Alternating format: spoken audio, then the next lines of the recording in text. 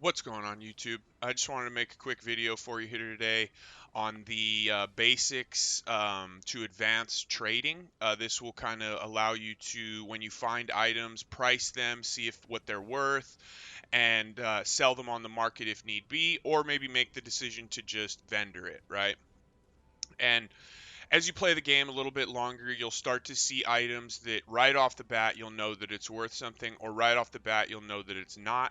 And then every once in a while, especially when a new item start to drop and things like that, it might take you a little bit longer to figure out how much it's worth or what you should do with it. So let's just dive right in, and we're going to start with price checking, right? And I'm going to put all the links in the description for the things and the resources that I'm using to try to price the items. So the first one is called Awaken PoE Trade, and what that allows you to do is if you hover over an item, you can hold Alt D, and it'll bring up this little window here that will give you a general idea of how much the item is worth, right?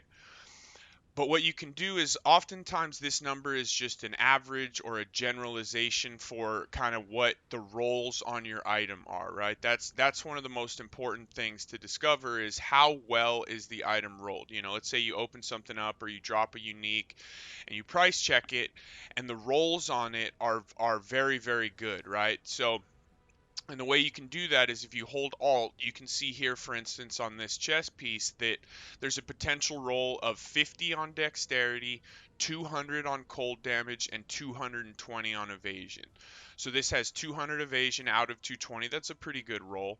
127 to 166 of added cold damage. It's not that great. It's fairly low on the high end. The low end is decent, right? And then the dexterity is rolled really well. So when you go to price check it, you can actually come in here and be very specific. So we want to check a roll that has 48 dexterity, and then this averages out to 146 cold. So now when we search it, you know, we can get a more specific price of how much this item is worth, right? And you can do the same thing with anything, with rares, uniques. So we can check this guy right here, and we can start adding and be like, okay, well, how much is it with just these two rolls here? And you're like, oh, okay, maybe 50, 80 chaos, something like that. This was up 4 days ago.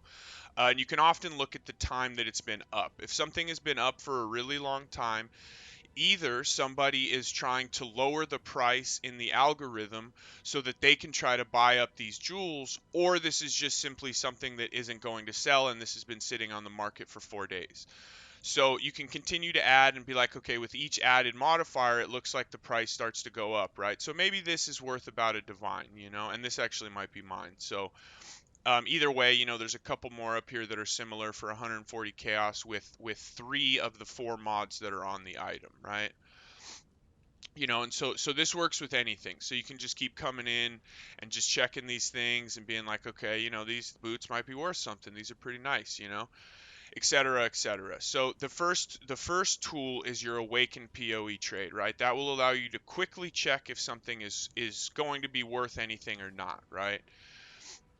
And if it is, you can go ahead and sell it. And if it's not, maybe you just vendor it, right? So for instance, you know, something like, you know, let's say this helmet, you're like, oh wow, this has, you know, fractured suppress, and when some of these items, it may not be the roll that's necessarily worth a lot but the base, right? So you can switch over to this tab here and just check for fractured spell suppression to see if that's worth anything, and you're like, wow, okay, that's actually worth 150 chaos, even though it doesn't have any rolls or anything like that on it, but because it has that fractured base and it's going to always guarantee spell suppression, this actually is worth a little something, right? So what we can do is we can take this, we'll take it over here and put it in our tab that's public. So you do have to, as you can see, I have the basic tabs that they've given me for free sitting here, right? These ones you cannot sell in. You can't sell out of the basic tabs. You can still, and again, here, new items are kind of segued into this. New items in the league will typically not show up in the algorithm, and you'll have to go search for them on the website. But with that being said, we'll touch back on that. I don't want to forget. So at least if I say it now, we're good, you know.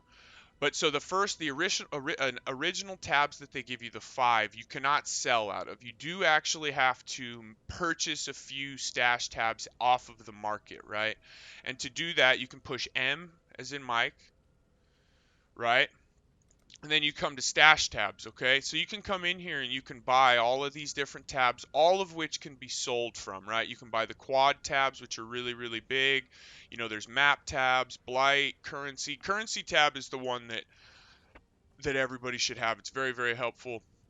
It makes your life much easier, right? So some of these other ones, depending on how much you play, you may or may not want, right? So you buy your stabs, your tabs, and then you can come in here and you can start to sell some things, right? So once you do, all you have to do is you make the tab public. So you right click on it, make public each price individually, or you can even set everything to be the same price, right? And you can just have a tab, right? So this one is set to 40 chaos. Anything that I drop into this tab costs 40 chaos, 20 chaos, etc., right? Or you can have a tab where you set things individually. So we'll come in here, right click the item. We're going to say this was 150 chaos, right? Because if we control D this again and we check just the base item, not the whole item, and search for it, you're like, okay, so you've got a few in here, 150 chaos, should be about right. Okay, so we'll put that in there. Maybe even you want to come in and you want to you need to sell it. So undercut the guy, the lowest price, and try to sell your item a little bit more quickly, right? So that's if you need money, do that. If you don't really mind, sell it for market value, and you can maybe wait a little bit longer. So pretty simple, pretty basic, right? It's very helpful, right? So just being able to price check an item, control D, we can select a few modifiers that we think are going to be desirable and kind of see what this item is worth, right? So that's the first step. And like I was saying earlier with some of these, right? Like you're like, oh man, like this, when I go to search this, nothing happens, right? So what am I going to do? So what you end up having to do is going to go to the trade site, right? And if we clear this out, this is your trade site, and this is pathofexile.com/trade, okay? So if we just go to that, the base site, we can see here you get this window, and you have two options. You can either search for a specific item with specific roles and things like that, or you can come over here to the bulk item exchange, and you can be like, you know, and buy things in bulk, that currency, things like that, right? So for instance, if you want to buy a bunch of scarabs, you know, let's say divination scarabs for one divine, you can come in here and search this, and now people have, you know, say 12 for a divine, right? So let's see if we can get this. And a lot of times the first couple people on the list will not, they just straight up won't answer, right? So what you do is you can come in here, we're like, okay, we want to buy those 12 scarabs. He invites us, we visit his hideout, we just right click on his name, visit his hideout. And when we come in here, we'll wait for him to initiate the trade, give him our currency. He'll give us what we're looking for. We accept, move on, right?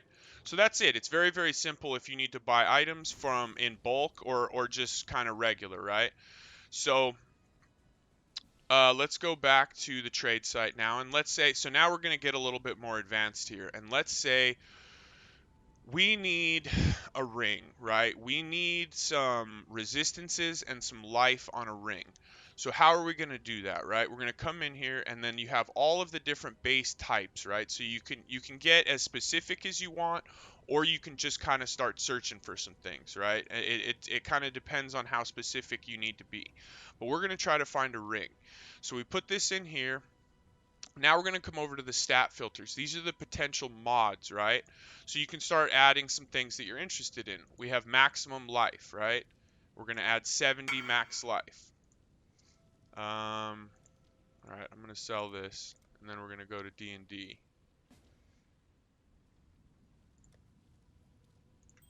I always forget to do that. So here we're selling an item, right? Someone has messaged me. This is actually good for the video. So someone has messaged me for this item. I right click and I invite him to the party, right? And once he's here, I select trade. So we don't want to go to D&D. We do want to show these. We put this in the thing, make sure it's correct. He's going to make sure it's correct. We accept and we're good to go, right? So that was good. Well, maybe we'll get a couple more of those and we can kind of see how that works. So Coming back to this, we're going max life. Now we want to start looking for some resistances, and you have two options here. So as you can see, if we type in cold resistance, you see there's two options right here. Pseudo, and then this is an actual roll. So if it says cold percent to cold resistance on the item itself, that would be this as an implicit, right? The pseudo up top means that it will look for cold resistance anywhere on the item, whether it's that top line, the explicit, or the implicits, right? Or I'm sorry, the implicits on top or the explicits, right? So anywhere on the item, it will look for cold resistance. So it could be a modifier that says, increase cold and lightning resistance.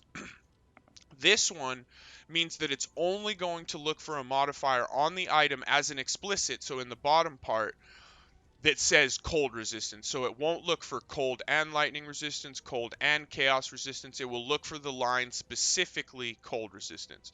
So depending on what you're looking for, typically when I'm looking for resistances, I will use the pseudo, because if it ends up on the top, unless I'm looking for like an amethyst ring or something that has like chaos resistance, something very specific on the implicit, and I'm just like, look, I need resistances, man. So we're going to go cold res pseudo. We're going to go lightning res pseudo, and we're going to go fire res pseudo, right? So that means it's going to look for cold resistance anywhere on the item. It doesn't matter what the modifier says or if it's a hybrid or anything like that. And we can kind of come in here and we're like, okay, we want at least 30 resistance of all three of them and 70 life, right? So we can search for this now, and we start seeing a few items, right? And you're like, oh, okay, these are pretty good. 15 chaos.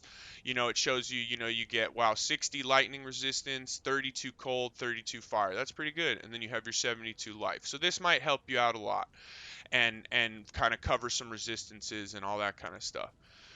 So, and as you can see here, this one's corrupted. Maybe you're searching for an item and for some reason the first 40 options are all corrupted, right?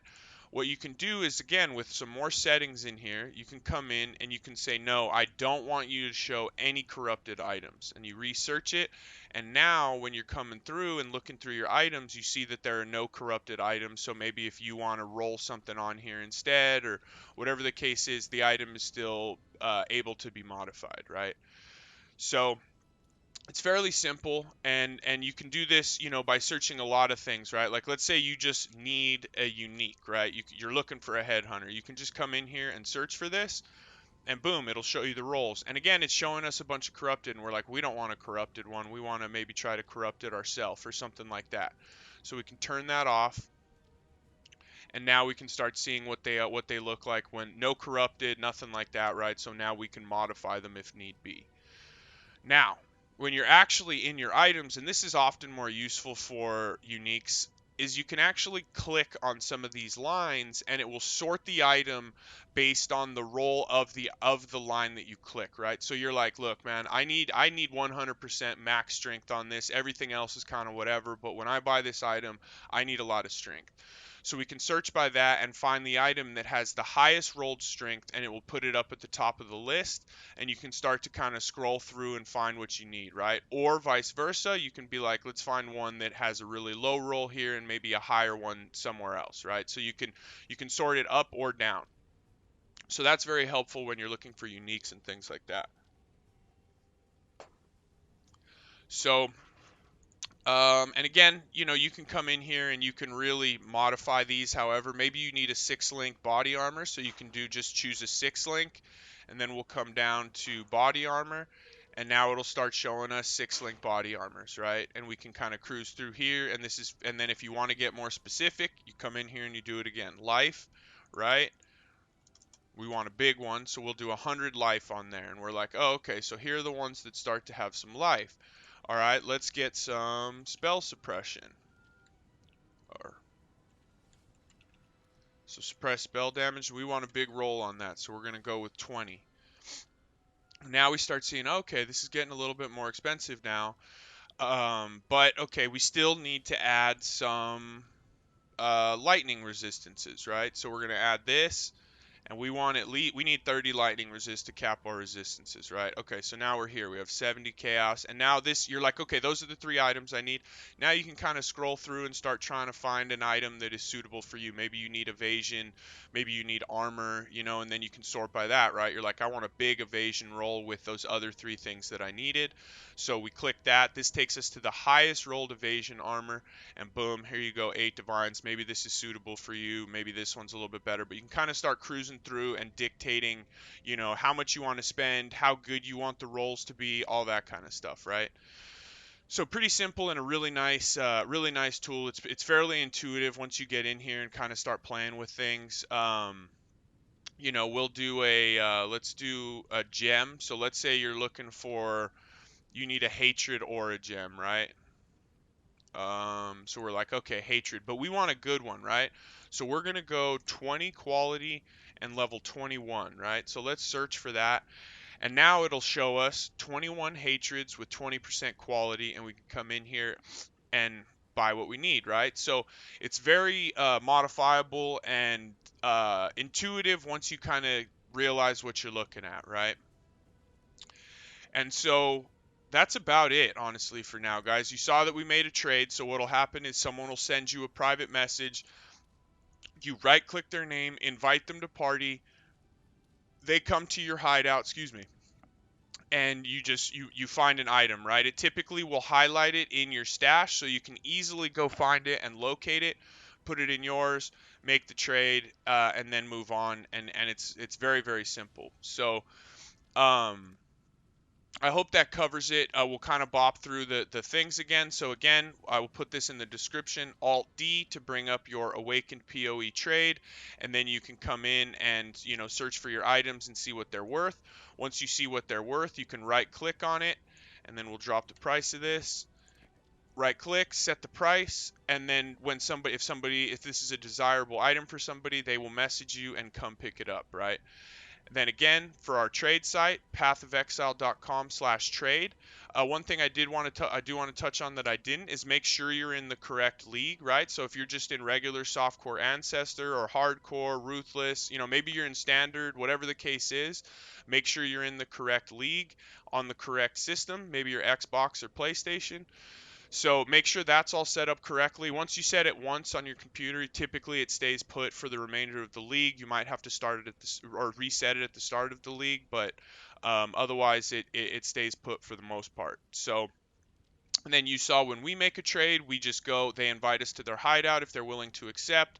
We go to the hideout, wait for them to initiate the trade, and then we give them our currency and they give us the item, right? So it's fairly simple, and then you have to remember you have to buy the stash tabs if you want. This is the one thing that it's like, is it pay to? It's not pay to win. It's just pay for some convenience and to be able to. It does add a different element to the game if you play solo self-found and things like that. This obviously doesn't make any bit of difference.